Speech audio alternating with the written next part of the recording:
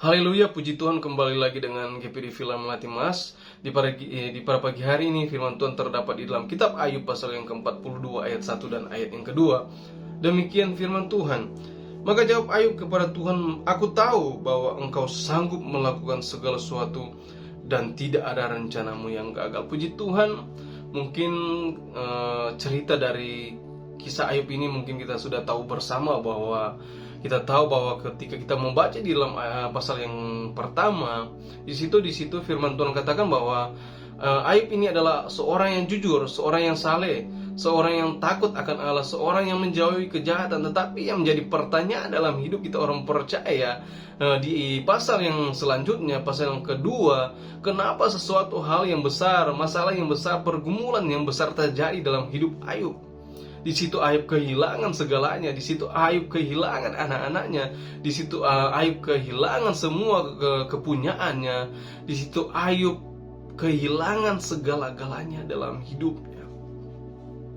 Yang pertama, kita harus mengerti apa yang menjadi rencana Tuhan dalam hidup kita orang percaya.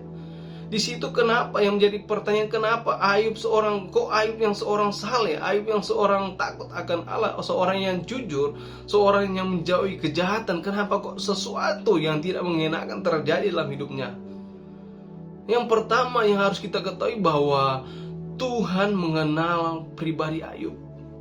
Karena Tuhan mengatakan kepada iblis, kalau kita membaca di dalam pasal yang kedua, di situ firman Tuhan katakan, "Engkau memperhatikan hambaku Ayub, tidak ada seorang pun di muka bumi ini yang seperti dia, yang seorang yang saleh, seorang yang taat, seorang yang menjauhi kejahatan." Yang pertama, kenapa Tuhan sampai izinkan iblis mencobai Ayub? Karena yang pertama, Tuhan tahu, Tuhan kenal siapa Ayub. Di pada pagi hari ini, ketika kita mendapatkan sebuah masalah, kita mungkin sudah setia kepada Tuhan, kita mungkin sudah mengikut Tuhan dengan setia, dengan saleh, kita sudah setia melayani Tuhan, terus terjadi sesuatu yang tidak mengenakan dalam hidup kita. Percayalah bahwa Tuhan mengenal siapa kita orang percaya.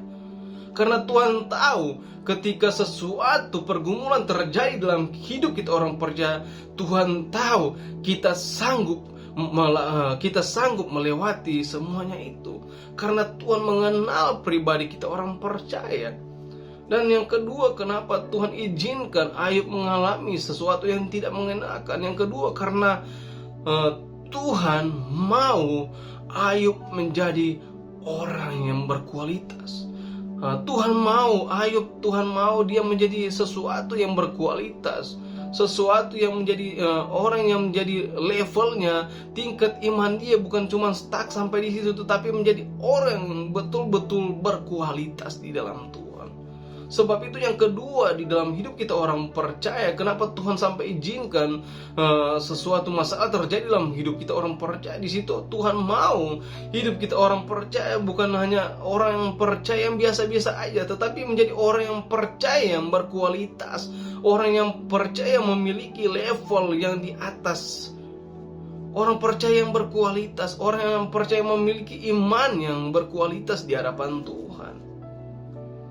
Jadi pada pagi hari ini ketika kita mendapatkan sebuah masalah, percayalah Tuhan mempunyai rencana yang indah. Tuhan mempunyai rencana yang luar biasa dalam hidup kita orang percaya.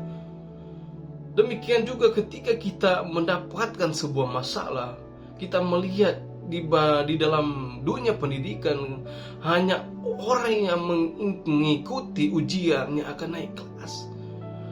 Sama halnya juga dengan hidup kita orang percayanya, ketika kita mendapatkan ujian, di situ pasti level kita, iman kita akan naik. Jadi di dalam hidup kita orang percaya pada pagi hari ini, mungkin kita saat ini mengalami sebuah masalah. Mungkin Tuhan, saya sudah setia mengiring Tuhan, saya sudah setia melayani Tuhan. Kenapa hal ini terjadi dalam hidup saya dan secara pribadi? Kenapa ini terjadi dalam keluarga saya? Percayalah bahwa ketika Tuhan izinkan semua itu terjadi, Tuhan mempunyai rencana yang indah dalam hidup saya dan saudara. Jadi pada pagi hari mari kita memiliki cara pandang yang benar. Kita belajar dari seorang Ayub ini. Ketika dia sudah mendapatkan sebuah masalah, ketika Tuhan izinkan mengalami sebuah masalah yang besar, di situ Tuhan dia tetap percaya kepada Tuhan. Di situ kalau kita melihat, kita belajar di situ istrinya bilang, kutukilah Allahmu. Tetapi Ayub berkata kepada istrinya bahwa apakah kita hanya menerima yang baik saja, tetapi kita tidak dapat menerima yang tidak baik daripada Tuhan. Di situ Ayub tahu bahwa ketika kita diizinkan Tuhan terjadi sesuatu yang tidak mengenakan, di situ Tuhan mempunyai rencana yang indah. Sebab itu di dalam pasal yang ke-42 ayat yang kedua, di situ firman Tuhan katakan bahwa aku tahu bahwa engkau sanggup melakukan segala sesuatu dan tidak ada rencanamu yang gagal. Kita tahu bersama bahwa Ayub itu dipulihkan 2 kali lipat. Segala kepunyaannya, segala hartanya dipulihkan oleh Allah. Dan Tuhan memulihkan anak-anaknya.